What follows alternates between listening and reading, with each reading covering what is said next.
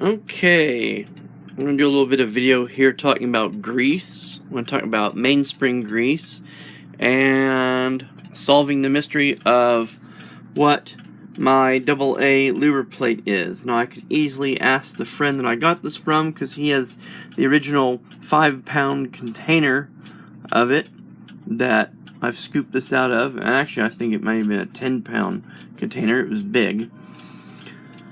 But I thought it would be a more interesting exercise to just go ahead and figure it out. I thought I had taken a picture of the container because I'd been so interested in knowing what kind of Lubriplate it was.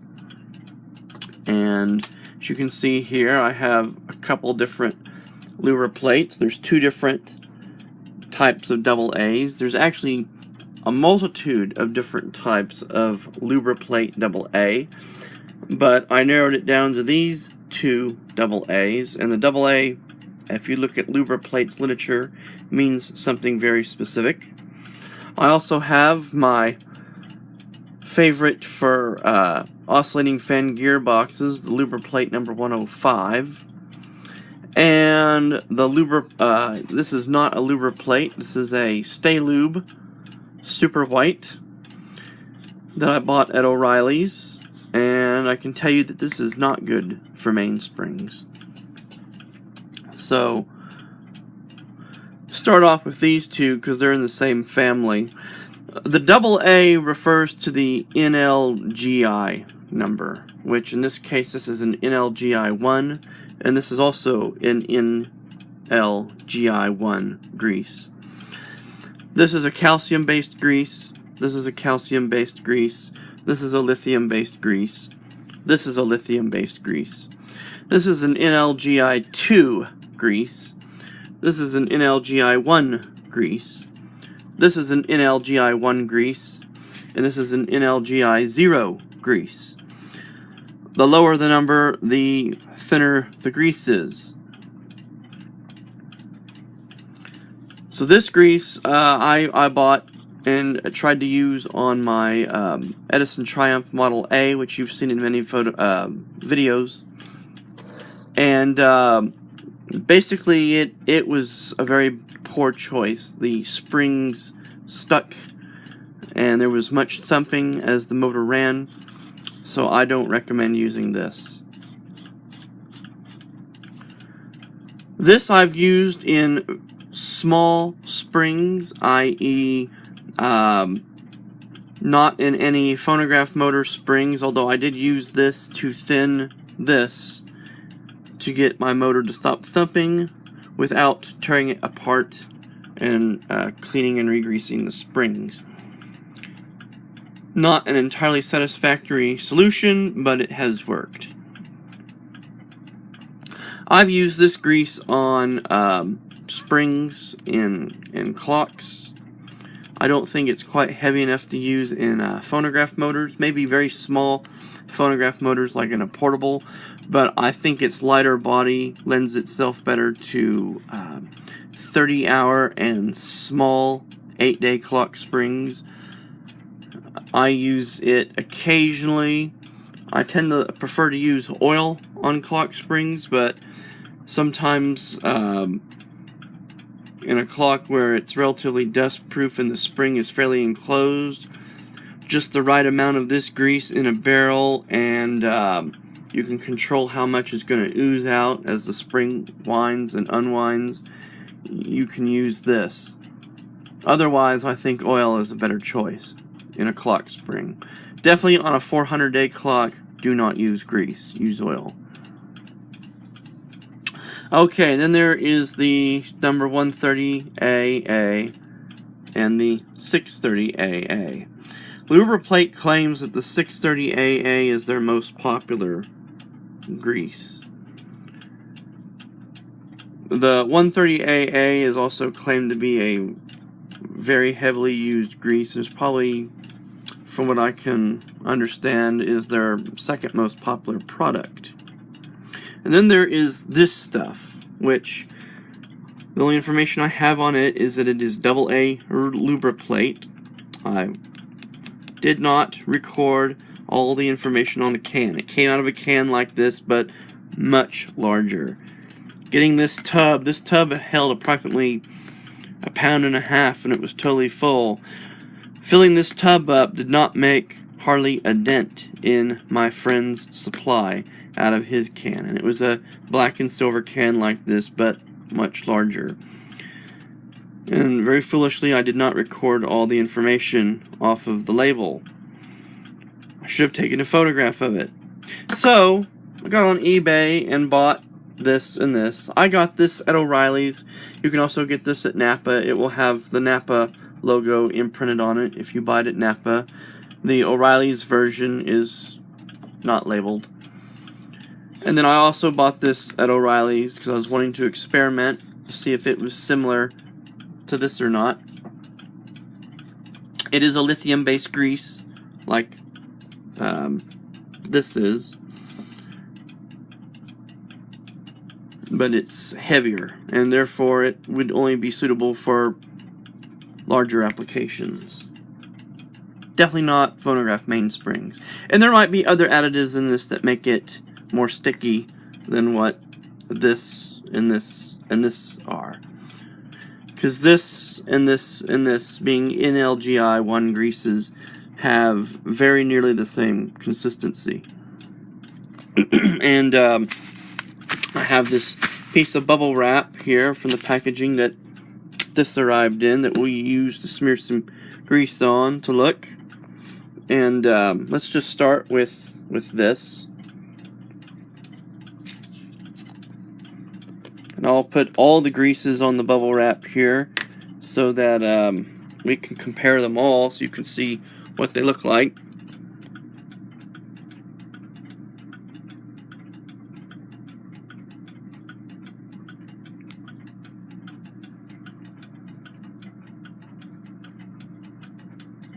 Doing this one-handed here. Pardon the pause while I put the cap back on. Just go ahead and do them all. Why not?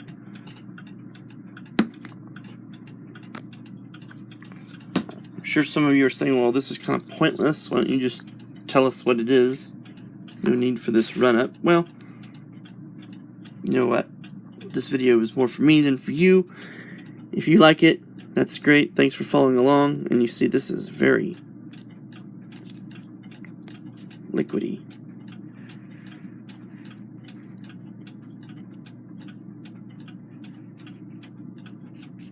Okay, come off. Oh, okay.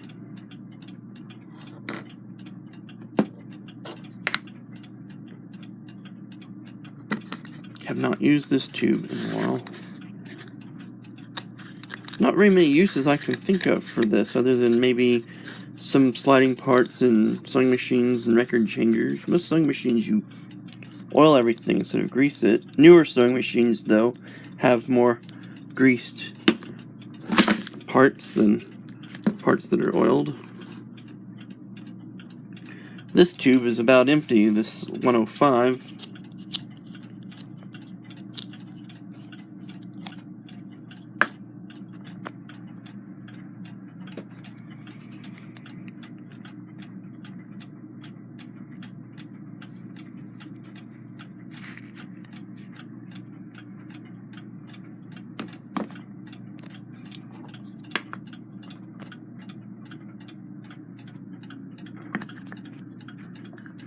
You can see what's going on there in the Stay Lube Super White and the 105, where the oil is separating from the body of the grease, the difference in the weight of the oil. This is the 630 AA. Already we're seeing something here that looks more familiar.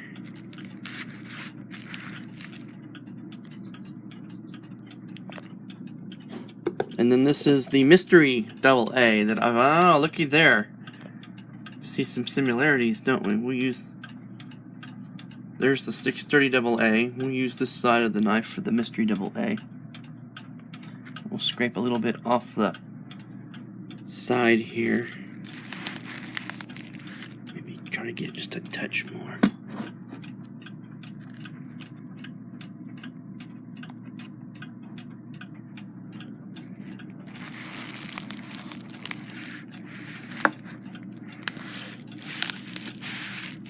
So, I noticed that this is just a touch lighter in color than this, but it might be the difference in the batches and some other various factors, the way it's been stored, etc. But I believe that these are the same grease. And just sort of see how they respond here.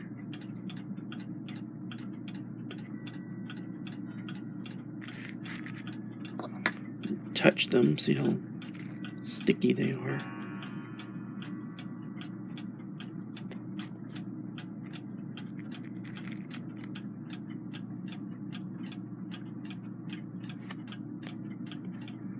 Using a different finger each time.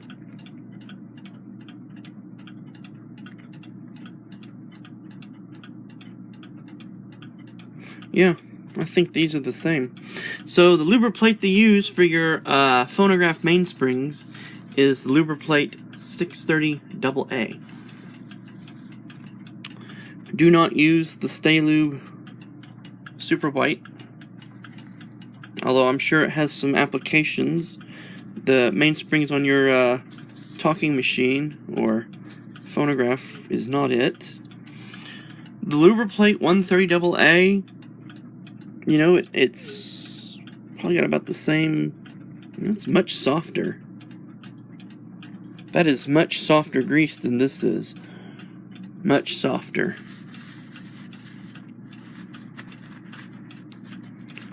It might be worth experimenting on that. Now, obviously, we know what I use the 105 for. This is the 105. This is the 130 AA. It's much more watery. I mean, it's not as, you know, it's not nearly as sticky as this is. The 105 is much more fluid. This is the 130. Here's the, see how it wants to stay together more. This is the 630. And this is what I believe is 630. This is the stuff they use for phonograph mainsprings right here. I believe you could use this for smaller phonograph mainsprings and large clock mainsprings. This I like to use for the gearboxes on oscillating fans. Whenever I redo an Emerson fan and time comes to re-grease the gears, I assemble the gearbox and I squirt this stuff in through the openings before I put the gearbox on the motor. This is what I like to use for that. Probably start trying to use this. This is a little bit heavier body, maybe a little bit closer to what the original grease may have been like when it was new. But I also like the way that there's oil in this grease that separates out a little bit to help grease the bearings in the gearbox, and also the main shaft on the gearbox that comes down out of the bottom of the gearbox, that the pitman arm attaches to, that causes the fan to oscillate. The way that bearing is made, especially on Emerson fans where it has a spiral groove cut in it, it's depending on oil from the grease separating out and running down that shaft for lubrication. In fact, it even mentions that in some of the literature. You could, of course, add some oil in with the grease when you're adding the lubrication, but I kind of like the idea of a grease that's all in one. And I've got some fans now that are going on 7 years that I've used this grease on that I'm totally satisfied with.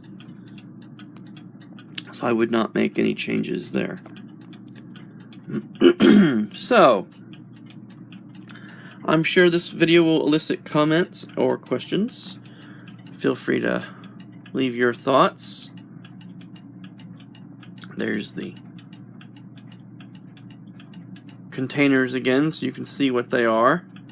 You can also get this 630 AA in a container like this, and it might be more convenient for adding grease to a mainspring barrel to use it in a container like this than this. This is sort of the more traditional approach.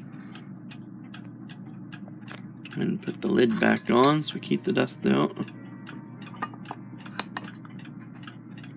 Alright, as always, thank you for watching, and see you next time.